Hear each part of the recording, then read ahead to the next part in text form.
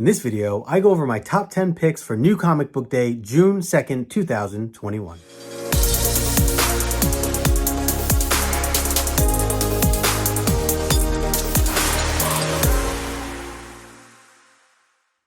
What is going on, guys? Justin here, aka No Good Comics, and welcome back to the channel. Today I'm going over my top 10 picks for New Comic Book Day, June 2nd, 2021. I cannot believe that it is June already coming up. It's crazy. So if you are looking forward to finding out what you might be picking up, or what I'm picking up at least, for next week for New Comic Book Day, make sure you hit that thumbs up, subscribe to the channel if you're new, and also hit that little bell notification so that you can be aware of all my live streams and any uploaded videos that I have coming out in the future. With that being said, I do want to get into this, but I want to mention a couple of things first. First off, I'm going to try my hardest to keep this as a 10-minute video. I'm going to try my hardest. I seriously doubt that because we're already a minute in. So, but anyways, I've been trying to trim these down. The last one was like 20 some minutes, so we'll see if I can get this down anymore.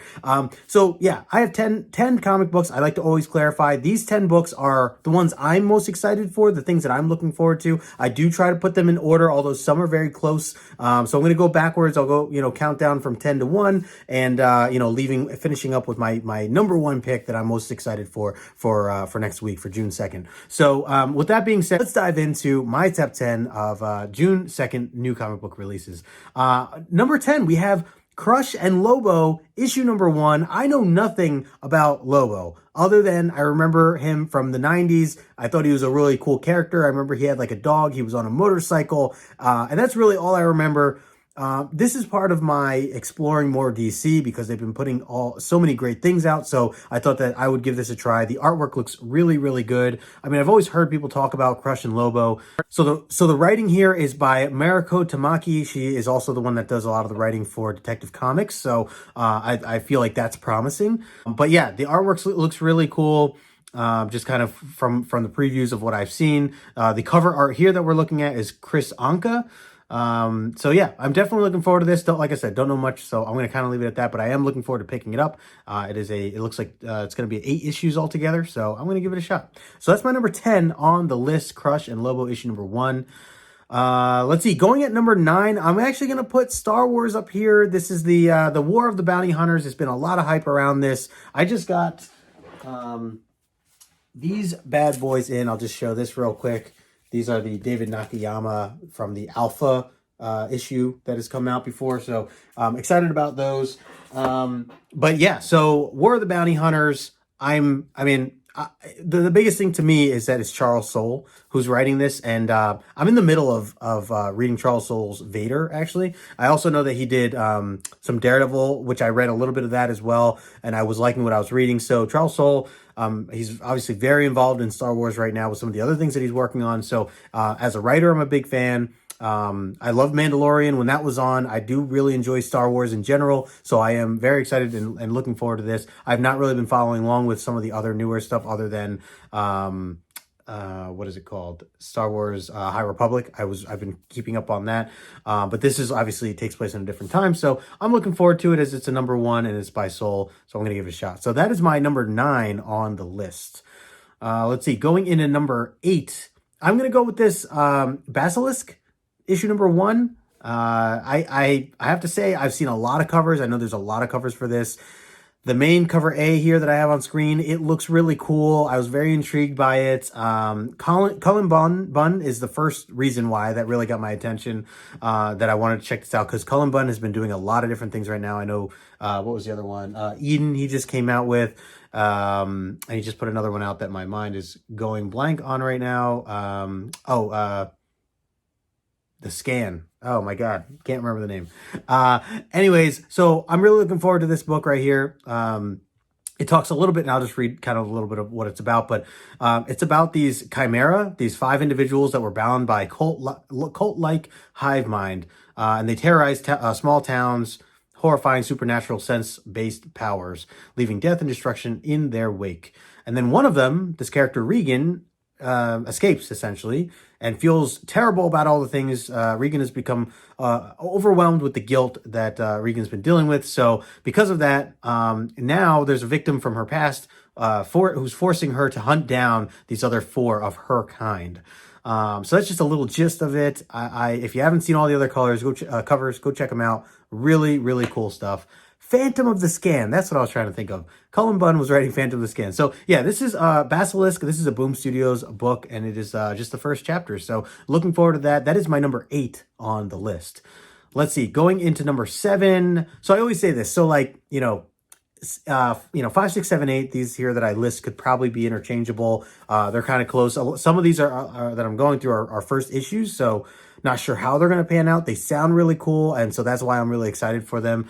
So this one here is Out of Body, which is interesting because last week we talked about Out of Body Experience, which is a whole separate book, or at least from what I understand. This is by Peter Mulligan, and the artist Anika Miranda, who also does We Live, which I just started reading recently. Really, really loving that. So this is an Aftershock book. I've said this in the past. I'm going to say it again. Aftershock, anything issue number 1 automatically is on my list. Something that I want to hunt down, something that I want to pick up and give a shot. Give it a shot because it is. Aftershock's just been killing it. They've been putting out so many good things and enjoying every single first issue that they put out. It makes me at least want to go on and read the second issue. So I highly recommend adding this to your list if you're looking for something different, something new. It essentially breaks down as a weird occult detective thriller about life, death, and whatever lies in between. So that's kind of just a gist of what it's about. There's some astral projection that's mentioned in this as well in the description. So I'm all about that stuff. And like I said, Aftershock, I'm going to give it a shot either way. So like I said, that's my number 7 on the list, and they really could be interchangeable. So we'll keep it at 7 though. Number 6. I want to talk about AWA Upshot's Moths, which I am really, really looking forward to. This book right here, I just found out about it recently. So this was not on my radar when I was initially putting in orders during the final order cutoff. I had just discovered it like a couple days ago. Looking through this, I love the concept of this. I must admit, I'm not very familiar with the creators. Michael Straczynski and Mike Chow doing the artwork and the main cover here. So it's a 6-issue miniseries, and it's about this woman. Her name is Emily Kai. It says Emily Kai has immense power inside her. However, the moment she taps into it, a clock starts. She will have only 6 months to live, and as Emily enters this journey, she contemplates how to use her gifts to bring beauty into the world in the limited time that she has to use them. So I just wanted to say, with Moths, this just sounds so...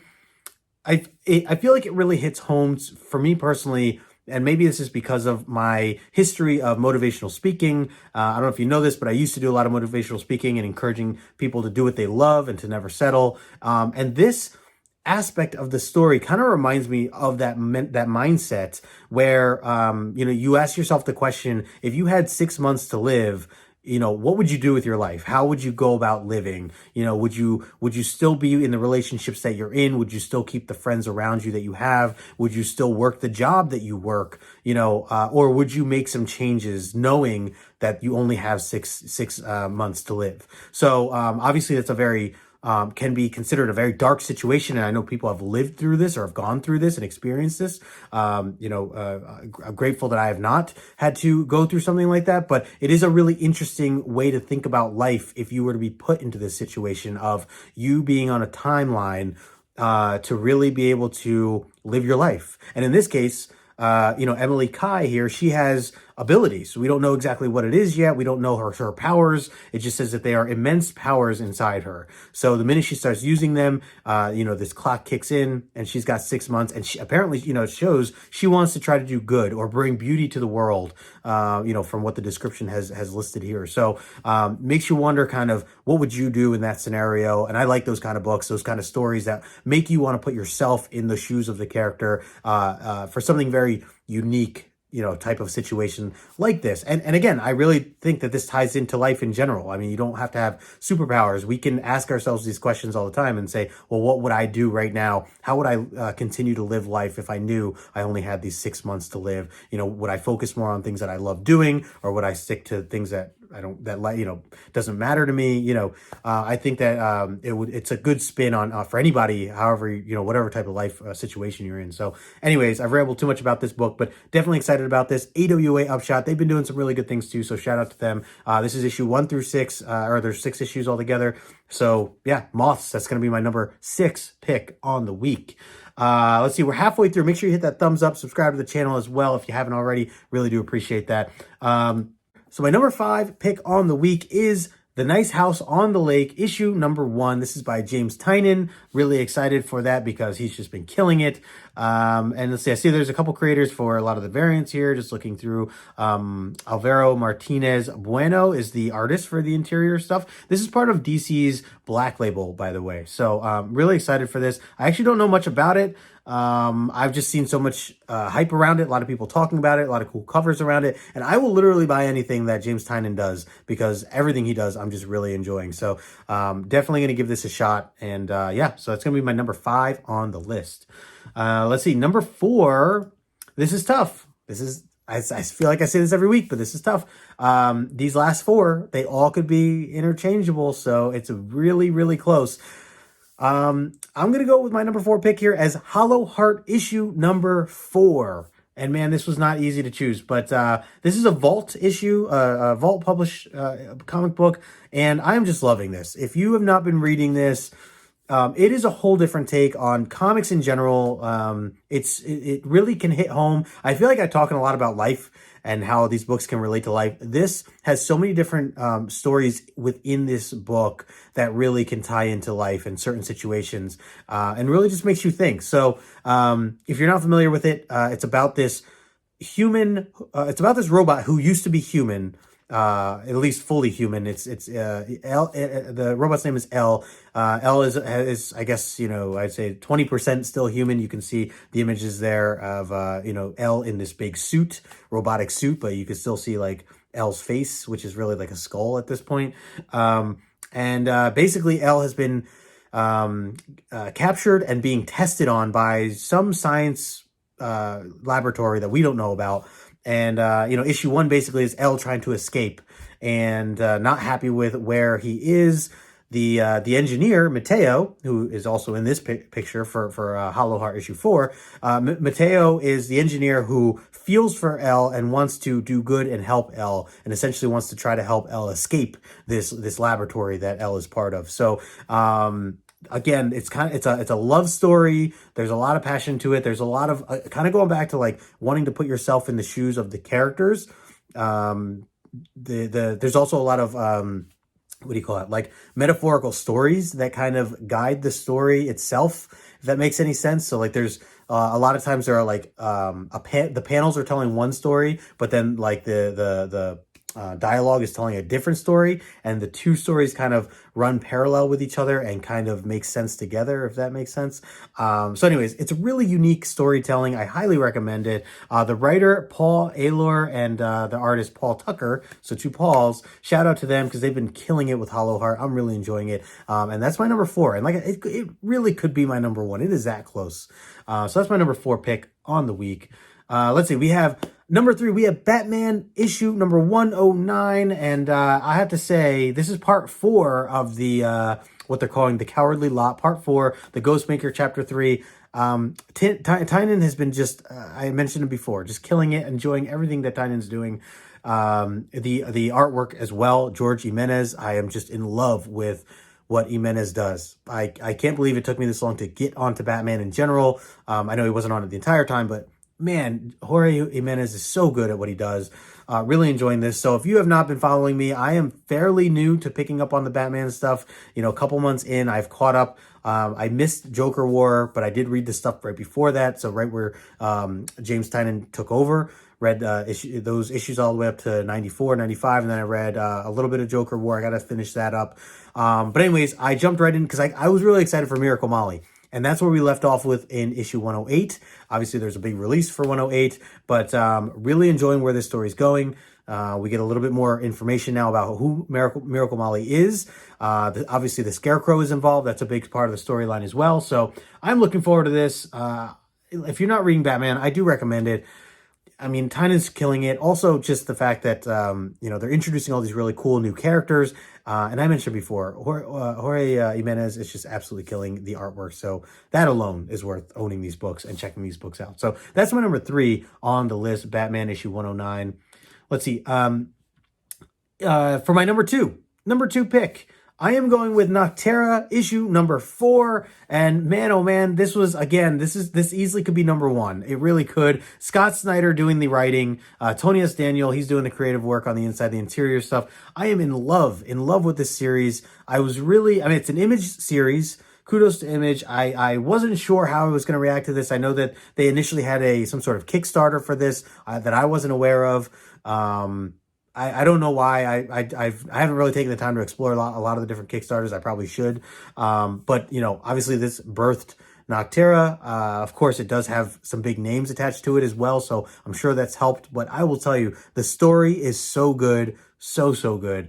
Jumped right in on this right on the first issue. If you're not familiar with it, basically it's about a futuristic world where there is no more sun. And so humans basically, they live in the dark, or they have to illuminate the world around them. So they use lights and all sorts of, different gear and stuff to be able to light their way around. And if you stay in the dark too long, you essentially could either die or turn into some sort of monster creature. There are a bunch of new creatures that no one knows about now, or they're not familiar with now, that you have to be careful of because they can attack you. They can bring you into the darkness. You could turn into one of them. So it's really interesting stuff. And then in these past couple issues, we get a villain involved. So we're learning a little bit more about that. So the main character, Val Riggs, she is a badass truck driver, essentially, who delivers goods and people to different areas of the world. And she has a younger brother that they're kind of teaming up, working together. And she's really good at what she does, but there's a lot of stuff that goes on. So I'm just going to leave it at that. Definitely recommend checking the series out if you're not already reading it. And the artwork, so good. So good. All right, so that's my number 2 on the list. And before I get into issue number 1, again, make sure you hit that thumbs up. Subscribe to the channel if you're new. I really appreciate it. This is premiering right now, so you're probably watching. If you're here live watching the premiere, I appreciate you. Really appreciate taking the time to do this. I premiere these at 12:30 Eastern time on Thursdays, every Thursday, for the following week's books. The Wednesdays coming up. So if you're, again, looking forward to what's coming out on June 2nd, these are the books that I'm excited for, looking forward to. So, by the way, I'm at 20 minutes, just about 20 minutes, literally doubled my goal of keeping this video to 10 minutes. I don't know what we're going to do. I talk too much. That's just it. I talk too much. I hope you're enjoying it, though. I appreciate anyone who's been sticking around watching these. And if you're enjoying this list, let me know in the comment section below. Even if you're in the premiere right now, afterwards, when you're done, do me a favor, go into the comment section. Let me know if I'm missing a book that you think is crucial, that should be on the list that I haven't mentioned. Let me know about that. If you agree with this list, I'm always interested in what people are reading right now. Any recommendations for myself, let me know, because I can't read everything. I just don't have enough time, but I'm always open to giving stuff a shot. So keep me posted for that. Okay, let's just get into the number 1 pick. And for me, this was, when I was flipping through this initially, I go through the website and I, try to see all the different things that are coming out. This was the first book that came to my mind. I'm like, oh, easily one of my number 1s. This is probably gonna be my number 1. It turns out it is my number 1 because it is so good right now. Everything that's going on. It is Swamp Thing, issue number 4.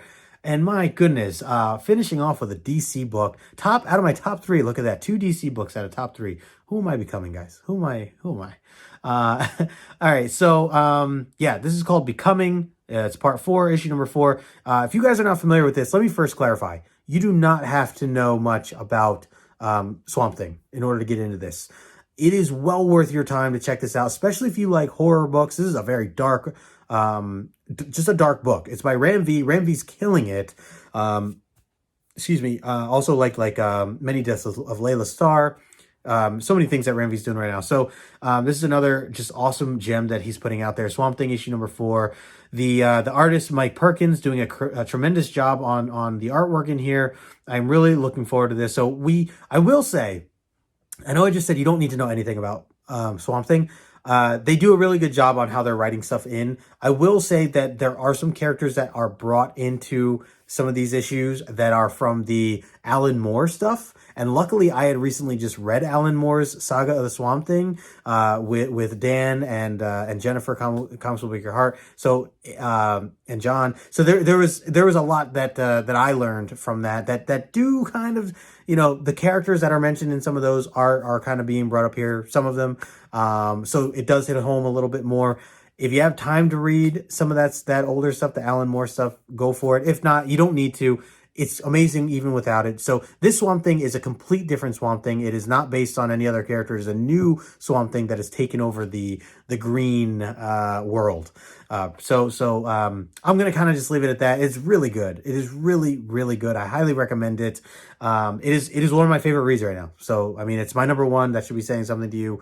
If you have thought about looking into Swamp Thing, but you haven't gotten into it yet, it's only 4 issues in with this one coming out. So, it's not too late to jump in, or if you want to wait for the trade, of course you could do that. They do say it is 4 out of 10. So they're claiming that there's only 10 issues. I am really hoping that there's more than 10 issues with this particular newer character, Levi. I am loving the new Swamp Thing character. So, really hope we learn more and hope that this character goes somewhere other than just these 10 issues. So we'll see what Ram V and DC have in store for that. But anyways, that is my number 1 pick of the week out of my top 10, Swamp Thing issue number 4. Whew. Okay, so we hit the 23-minute mark about. I'm sure there's a little bit of editing, but I appreciate you guys so much for taking the time to watch this, for sticking around. Thank you so much. If you are in the chat right now for the premiere, I appreciate you hanging out with me. And again, I'll be back next Thursday for new stuff. But hey, this was my new comic book day top 10 picks for June 2nd, 2021. Hope you enjoyed it. Smash that thumbs up on the way out. Subscribe to the channel if you are new. And until next time, I will talk to you later.